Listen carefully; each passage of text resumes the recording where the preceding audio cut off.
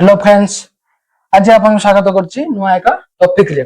बहुत सारा फ्रेंड्स हमर जो बबल रु किंतु लक्षाधिक टका मासको इनकम करबा सेही वीडियो देखिथिले एवं समान कमेंट रे करथिले भाई इमिति किछोटे बिजनेस आइडिया कह जिमिति कि हमर इन्वेस्टमेंट बहुत कम थिबो एवं प्रॉफिट सेटा भी अधिक थिबो।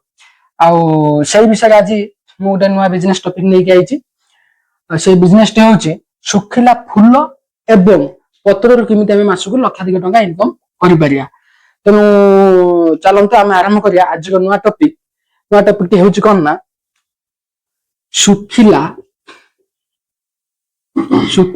फूल एवं पत्रु मासकू 1 लाख टका किमिति इनकम करबा। तेणु हमर आज टॉपिक तेणु ये सुखिला फूल एवं पत्र किमिति आपण मासकू 1 लाख टका इनकम करिए से विषय में आपनको फुल डिटेल्स बुझे कि कहबी।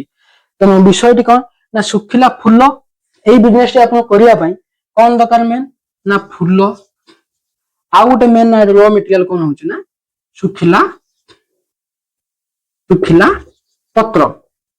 बिजनेस टी कौन बिजनेस टी हूँ सुखिला एवं फूल को आम यूज करिकी कौन करबा ना अगरबत्ती बा धूप तैयारी करबा जोटा आप रॉ मटेरियल कॉस्ट बहुत कम रहिबो एवं मात्र गोटे दुटा मेसिन रे अपन कौन करें भल profitable business idea business running करि परिए। तेणु ये जो सुखिला फूल एवं पत्र आम पाइबा कोठु आम तो धूप काटी करिया सुखिला फूल पत्र आम पाइबा कोठु आपन तो फूल मिल जिवो सुखिला पत्र भी मिल जिवो। सुखिला फूल को आपन आउरी बहुत माने तो ये सुखिला गाँ रो केते फूल पत्र आपन कलेक्शन करि परिए। तेणु ये फूल आपन को मेन रॉ मटेरियल माने अधिक परिमाण परचेस करते पड़िबो। ये सुखिला फूल कोठु मिल परियो विभिन्न मंदिर मान साधारणतः कौन हो ना ठाकुर पाखे फूल यूज कर सारा कौन करेंगे ना तापर दिन को फिंगी दिखती आप से भाया बड़ बड़ मंदिर मान कौन करेंगे ना ये फूल को आप कलेक्ट करेंगे।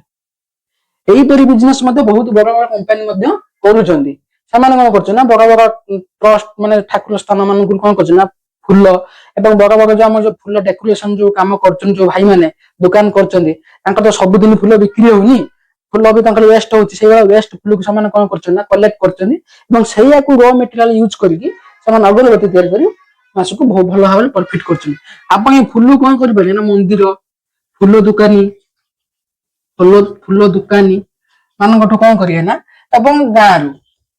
गाँ रु एवं विभिन्न नर्सरी जो मैंने चारा फारा जो बिकती विभिन्न प्रकार नर्सरी ये नर्सरी कौन कर ना ये फूल को आप सुखिला फूल को कौन कर ना 2 टंका रु 5 टंका मध्य कौन कर ना कलेक्शन कर किलो हिसाब से या कौन करें ना आप आगला सुखिला पत्र एटा भी बुझीदबा।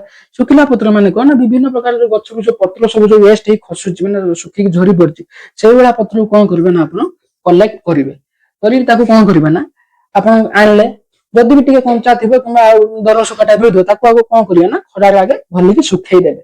सुखी साइला पर कौन करिवे ना अपन मेनली गुटे मेसिन या पई दरकार सेही मेसिन टी होउची कौन ना मेनली गुटे मेसिन दरकार सेही मेसिन टी कौन होउची ना ग्राइंडिंग मेसिन ए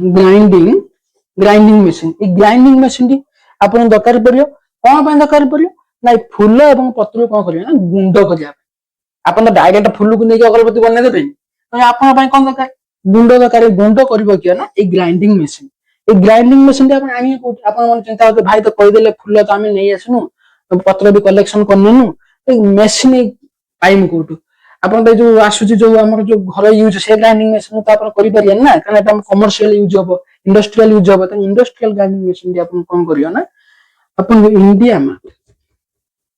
इंडिया मार्ट कौन हबो ना अपन को सर्च कले अपन वेरीफाई कौन करियो ना सेलर मिल जिवो एवं ए मेसिन लो प्राइस टी होउची मात्र 10,000 टंका। अपन चाहिए मध्य बड़ा आकार मेसिन आनी परिए ताकि नुआ जो स्टार्ट करछंती अपन कौन करंतु ना ए 10,000 टंका मेसिन को यूज करंतु।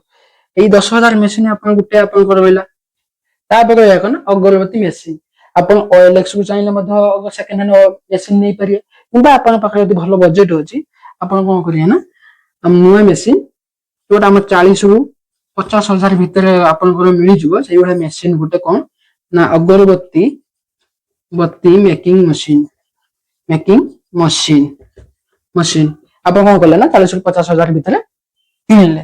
ଆପଣ ଟୋଟାଲି ଇନଭେଷ୍ଟ ହେଇଯାଉଛି ମେସିନ ଉପରେ 60,000 ଟଙ୍କା। ତାପରେ ରହିଲା କଣ ନା ହେଲା ଆମର ପ୍ୟାକେଟିଂ। ଆପଣ ଚାହିଁଲେ ନର୍ମାଲି ପ୍ୟାକେଟିଂ କରିକି ଧୀରେ ଧୀରେ ଆପଣଙ୍କର ବିଜନେସ ଟାକୁ ବଢେଇ ପାରିବେ, କିମ୍ବା ଆପଣ ଯଦି ଚାହିଁବେ ଭଲ ପ୍ରକାର ମାନେ ପ୍ୟାକେଟ ତିଆରି କରିକି କିମ୍ବା ପାଉଚ ପ୍ରିଣ୍ଟିଂ କରିକି ଆପଣ ମଧ୍ୟ ଇଏ କରିପାରିବେ କି ଇଏ କରିପାରିବେ। ତାର ପ୍ରାଇସ୍ କେତେ ରହୁଛି ନା ପାଉଚ ଆଉ ପ୍ୟାକେଟିଂ କଲେ ସେଥିପ୍ରତି ଆପଣ 30-40 ହଜାର ଭଳିଆ ଆପଣଙ୍କର ଖର୍ଚ୍ଚ ଆସିଯିବ। ଇଏ ରହିଲା ମେସିନ ଏବଂ ପ୍ୟାକେଟ କଥା। ତାପରେ ଆସିଲା କଣ ନା ଆମର ଏ ଯୋଉ ଗ୍ରାଇଣ୍ଡିଂ ମେସିନ କଥା କହୁଥିଲି, ଆପଣ ୟାକୁ କଣ କଲେ ନା ଗ୍ରାଇଣ୍ଡିଂ ମେସିନରେ ପକେଇକି ୟାକୁ ଆପଣ କଣ ର ପାଉଣ୍ଡର ଭଳିଆ ୟୁଜ କଲେ। ଆପଣ ଜାଣିପାରୁଥିବେ ଯେ ଜାଣିଛନ୍ତି ଯୋଉ ଆମର ଯୋଉ ଅଗରବତୀ ତିଆରି ହଉଛି, ଯୋଉ ସାଧାରଣତଃ ବିକ୍ରି ହଉଛି ବଡ ବଡ କମ୍ପାନୀ ମାନେ ଦଉଛନ୍ତି, ସେମାନେ କଣ କରୁଛନ୍ତି ନା କେମିକାଲ ବାଲା ଅଗରବତୀ ପାଉଣ୍ଡର ଯୋଉଟା ଆମର ବ୍ଲାକ କଲର ଆସେ ସେଟାକୁ କୁହାଯାଏ କଣ ନା ପ୍ରିମିକ୍ସ ପାଉଡର। ସେଟା କୁହାଯାଏ କଣ ନା ଅଗରବତୀ ପ୍ରିମିକ୍ସ ପାଉଡର। ସେଇ ଅଗରବତୀ ଯୋଉ ପ୍ରିମିକ୍ସ ପାଉଡର ତାର ଯୋଉ କେମିକାଲଟା ତାର ଆମର କିଲୋ ହଉଛି 32-35 ଟଙ୍କା। ସେ ଯୋଉ ଅଗରବତୀ ତିଆରି କରୁଛନ୍ତି, ଆପଣ ଯୋଉ ଅଗରବତୀ ତିଆରି କରୁଛନ୍ତି ସେଟା ନେଚୁରାଲ ଅଗରବତୀ। ଏବଂ ଯୋଉ ଭଲ ଭଲ କମ୍ପାନୀ ମାନେ ଆପଣ ଚାହିଁକି ଯାଇକି ବି ଆମର ଫ୍ଲିପକାର୍ଟ ହଉ, ଆମାଜନ ହଉ, ମେସୋ ହଉ, ସପ୍ସି ହଉ, ଏବେ ଯୋଉ ଅନଲାଇନ ପ୍ଲାଟଫର୍ମ ଅଛି ଆପଣ ସେଠି ଯାଇକି ଦେଖିପାରିବେ ଯୋଉ ନେଚୁରାଲ ଅଗରବତୀର ଚାହିଦାଟା କେତେ ଅଛି। ଏବଂ ବହୁତ କମ୍ପାନୀ ମଧ୍ୟ ସେ ନେଚୁରାଲ ଅଗରବତୀ ତିଆରି କରିକି ଭଲ ପରିମାଣରେ କଣ କରୁଛନ୍ତି ନା ପ୍ରଫିଟ ଆର୍ନ କରୁଛନ୍ତି। ଆପଣ ମଧ୍ୟ ସେଇଭଳି ଭଲ ପ୍ରଫିଟ ଆର୍ନ କରିପାରିବେ। ଆପଣ କଣ କଲେ ନା ଏଇ ପ୍ରିମିକ୍ସ କେମିକାଲ ଯୋଉ ପ୍ରିମିକ୍ସ ପାଉଡର ଆପଣ ୟୁଜ ନ କଲେ ଆପଣ କଣ କଲେ ନା ନେଚୁରାଲ ଜିନିଷ ୟୁଜ କରିକି ବିକିଲେ। ଆଉ ନେଚୁରାଲ ଜାଣିଥିବେ ଯେ ବର୍ଷ ବର୍ଷ ଚାହିଦା ହିଁ ରୁହେ।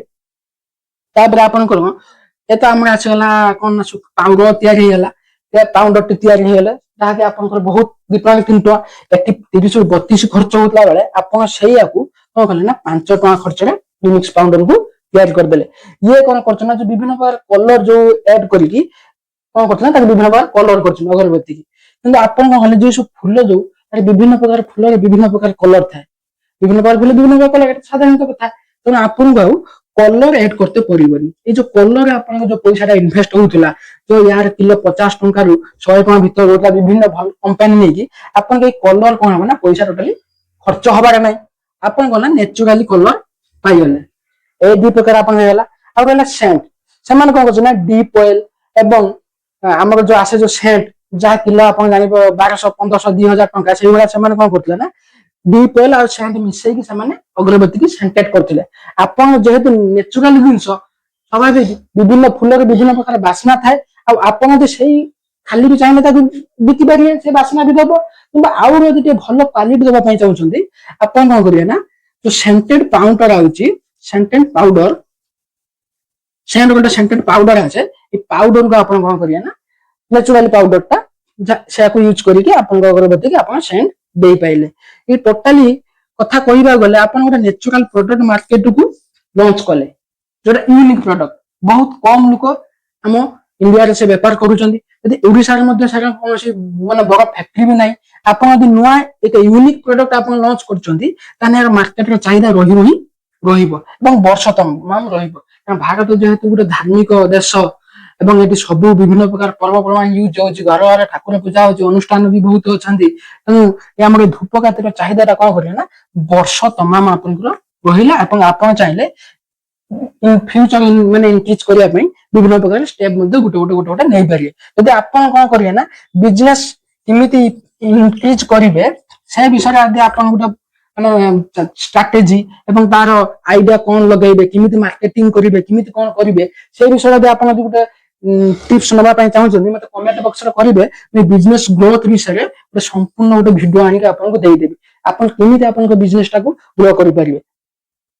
ଇଏ ହେଲା ଆମର ବିଜନେସ ଗ୍ରୋ କଥା। ଆପଣ ଏଟା କଣ କଲେ ନା ର ପାଉଡର ପାଇଗଲେ, ଆପଣଙ୍କ ସେଣ୍ଟ ପାଇଗଲେ। ଏଠି ତ ପ୍ୟାକେଜିଂ ଆପଣଙ୍କ ପାଇଁ ଖର୍ଚ୍ଚ ମୁଁ କହିଦେଇଥିଲି ଟୋଟାଲି ଆପଣଙ୍କର 90,000 ଖର୍ଚ୍ଚ ଯାଉଛି। ମାତ୍ର 1 ଲକ୍ଷ ଟଙ୍କା ଭିତରେ ଆପଣ ଗୋଟେ ନିଜର ଗୋଟେ ଅଗରବତୀ କମ୍ପାନୀ କରିପାରିଲେ ଏବଂ 10ଟା 5ଟା ଲୋକଙ୍କୁ ମଧ୍ୟ ଆପଣ କଣ କରିପାରିବେ ନା କାମ ଦେଇପାରିବେ। ବାহিରେ ଯାଇକି ଖଟିବା ଅପେକ୍ଷା ଆପଣ ନେଚୁରାଲି ୟୁନିକ ପ୍ରଡକ୍ଟ ଯଦି ଲଞ୍ଚ କରୁଛନ୍ତି ଆପଣଙ୍କ ବେପାର ନିଶ୍ଚିତ ହବ। ବାକି ଟିକେ ସମୟ ଦରକାର। ଆଜି ଆପଣ ମୁଁ କହିଦଉନି ଯେ ଆଜି ଆପଣ ବେପାର ଆରମ୍ଭ କରିଦେଲେ କାଲି ଆପଣ କୋଟିପତି ହେଇଯିବେ ନା, କିଛି ଆର ଷ୍ଟେପ ମଧ୍ୟ ଅଛି। ଯୋଉ ଷ୍ଟେପ ଫଲୋ କରିବା ପାଇଁ ପଡିବ। ମାର୍କେଟିଂରେ ଆପଣ ଟିକେ ବୁଦ୍ଧି ଲଗେଇତେ ପଡିବ। ଲଗେଇଲା ମାନେ ଆପଣଙ୍କ ଯୋଉ ୟୁନିକ ପ୍ରଡକ୍ଟ ଭଲ ଭାବରେ ଗ୍ରୋ ହେଇଯିବ। ଆପଣ ବୁଝିପାରିଲେ କେମିତି ଶୁଖିଲା ଫୁଲ ଏବଂ ପତ୍ରରୁ ମାସକୁ 1 ଲକ୍ଷ ଟଙ୍କା କମେଇ ପାରିବେ। ଯଦି ଆପଣ ବିଜନେସ ଟିପ୍ ବିଷୟରେ ବୁଝିବା ପାଇଁ ଚାହୁଁଛନ୍ତି ମତେ କଣ୍ଟାକ୍ଟ କରିବେ।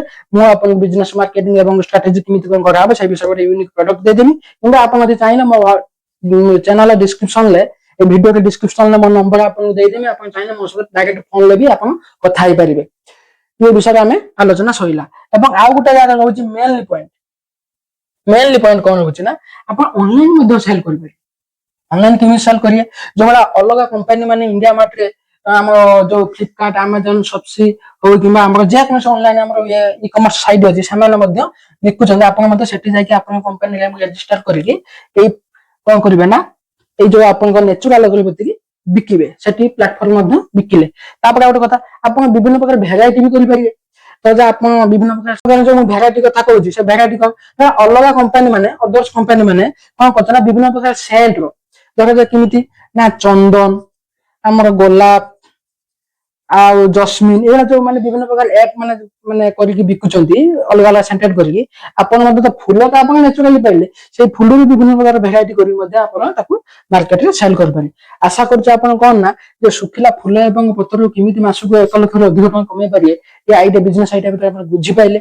ଯଦି ଆପଣଙ୍କର କିଛି ଡାଉଟ୍ ଥାଏ ଆମ କମେଣ୍ଟ ବକ୍ସ କମେଣ୍ଟ କରନ୍ତୁ। ମୁଁ ସେ ବିଷୟରେ ଟପିକରେ ଗୋଟେ ଭିଡିଓ ବି କରିପାରିବି କରିକି ଆପଣଙ୍କୁ ଦେଖେଇବି ଯେ ପୁରା କ୍ଲାରିଫାଏ ଯୋଉଟା ଆପଣ ବୁଝେଇକି କହୁଛି ସେଇଭଳିଆ ବୁଝିକି ଆପଣ ଡିଟେଲ୍ସ ଭିଡିଓ ଦେଖିପାରିବେ।